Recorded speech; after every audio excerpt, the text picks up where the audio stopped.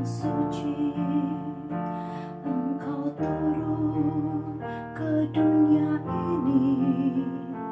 Kau menyala bagaikan api, memurnikan nurani kami, mengobarkan semangat kami, agar kami menjadi berani.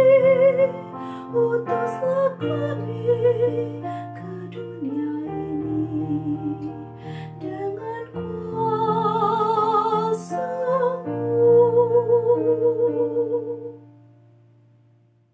Anugerah dari Tuhan Yesus Kristus, kasih setia Allah Bapa, itulah kiranya menyertai kamu sekalian. Amin. Firman Tuhan di pagi hari ini tertulis di Mazmur pasal 111 ayat 4. Saya akan membacakannya untuk kita semua. Perbuatan-perbuatannya yang ajaib dijadikannya peringatan. Tuhan itu pengasih dan penyayang. Demikian firman Tuhan.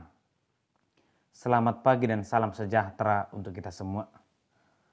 Bapak Ibu saudara terkasih, jika kita membaca Mazmur pasal 111 secara keseluruhan, kita melihat sepertinya si pemazmur atau Daud betul-betul memiliki hidup yang sangat bersukacita.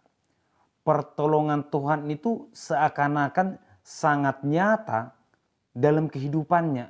Seakan-akan apa yang dia minta dari Tuhan itu langsung diberikan. Apa yang dia butuhkan langsung Tuhan perlengkapi.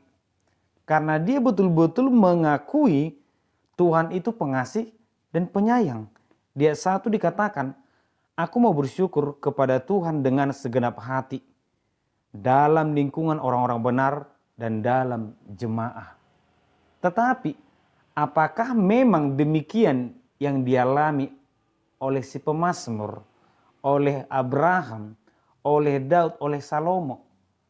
Dan jika kita membandingkan kehidupan kita sekarang, seakan-akan berbanding terbalik. Aku tidak merasakan Tuhan itu seperti yang dikatakan oleh Daud atau Salomo. Aku tidak merasakan kasih Tuhan itu nyata seperti yang dikatakan oleh Alkitab. Tetapi persoalannya adalah, apakah kita menggambarkan pertolongan Tuhan itu, belas kasihan itu harus seperti yang kita pikirkan? Harus seperti yang kita kehendaki itu terjadi dalam keluarga kita, dalam diri kita, sehingga kita baru mengakui Tuhan itu pengasih atau penyayang? Atau yang kedua, haruskah pertolongan Tuhan itu terarah dan tertuju kepada diri kita sendiri, sehingga kita baru mengakui Tuhan itu pengasih dan penyayang? Kita mengenal budaya ataupun istilah yang mengatakan, jika seorang anak mendapat pemberian dari orang lain, yang bersukacita tidak hanya anaknya, tetapi juga orang tuanya. Karena orang tua akan mengatakan, apa yang diberikan kepada anakku, sebenarnya dia memberikannya untukku. Artinya, ketika dalam keluarga itu yang mendapatkan berkat adalah anggota dari keluarga, seharusnya kita juga bersukacita karena Tuhan memberikannya kepada kita. Jemaat yang dikasihi Tuhan, demikianlah kita mengimani berkat itu. Jangan harus sesuai dengan keinginan kita, jangan harus kepada kita, kepada orang lain juga layaklah kita bersyukur kepada Tuhan. Bapak Ibu saudara terkasih, dalam firman Tuhan di pagi hari ini, pujian rasa syukur kepada Tuhan itu diikuti dengan satu kata, bahwa perbuatan-perbuatannya yang ajaib dijadikannya peringatan. Seakan-akan semua yang terjadi itu adalah hal negatif karena kata peringatan tadi. Namun, saya sangat setuju dengan kata peringatan ini. Kita boleh berbicara tentang mujizat Tuhan, kebaikan Tuhan. Kita boleh berbicara tentang kemarahan Tuhan, tetapi kita harus melihat ada apa di balik semua yang terjadi. Ada apa di balik mujizat itu. Ketika Tuhan memberikan usia yang lebih panjang kepada Hizkia, tentu ini tidak hanya tentang terima kasih Tuhan, Engkau memberikan mujizat kepadaku. Tetapi apa yang Tuhan inginkan dari dia sehingga Tuhan mengabulkan doanya memberikan usia yang panjang.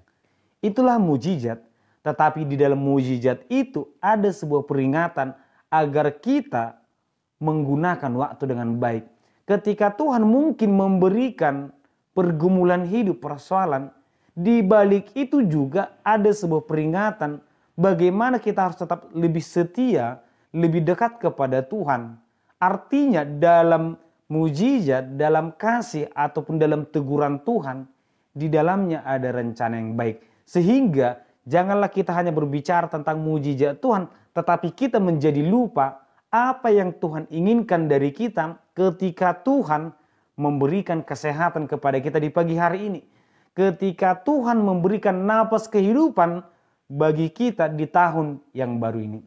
Jemaat yang dikasihi Tuhan, melalui pemazmur tadi yang menggambarkan demikian baiknya Tuhan itu, tetapi kita berbicara tentang Tuhan tidak hanya sebatas kata-kata, tidak hanya sebatas di angan-angan, tetapi pemazmur betul-betul merasakan betapa Tuhan itu sangat baik, betapa Tuhan itu sangat mengasihi dia. Demikian juga kepada kita, kita tidak hanya berbicara Tuhan itu maha pengasih, tidak. Tetapi Tuhan sudah terlebih dahulu menunjukkan kasih-Nya kepada kita, kepada orang lain, kepada dunia ini. Itulah kasih yang nyata kelahiran Sang Juru Selamat. Dalam pengajaran Yesus pun, dia selalu mengajarkan kepada murid-muridnya, kasihilah sesamamu manusia, seperti aku mengasihimu. Terlebih dahulu Yesus mengasihi mereka, dan melalui kasih yang nyata itulah Yesus menginginkan murid-muridnya juga tidak hanya berbicara tentang kasih, tetapi hidup menyatakan kasih itu sendiri. Jemaat yang dikasihi Tuhan, demikianlah firman Tuhan di pagi hari ini. Mari kita lihat betapa besarnya kasih Tuhan dalam kehidupan kita hari demi hari. Mari juga kita tidak hanya berbicara tentang kasih, tetapi mari kasih itu harus nyata dalam kehidupan kita. Tidak hanya pintar menyampaikan kebenaran, tetapi hidupilah kebenaran itu sendiri. Nyatakanlah kebenaran itu dalam perkataan, dalam perbuatan. Nyatakanlah kasih Tuhan itu dalam perbuatan kita kepada orang lain. Tuhan memberkati kita. Amin. Kita berdoa. Terima kasih Tuhan, di pagi hari ini kami merasakan berkat-Mu, mendengarkan firman-Mu Tuhan. Biarlah kiranya kasih-Mu yang nyata, demikian juga nyata dalam kehidupan kami, dalam perkataan dan perbuatan kami. Berkati kami Tuhan, di dalam nama Anak-Mu Yesus Kristus kami berdoa. Amin.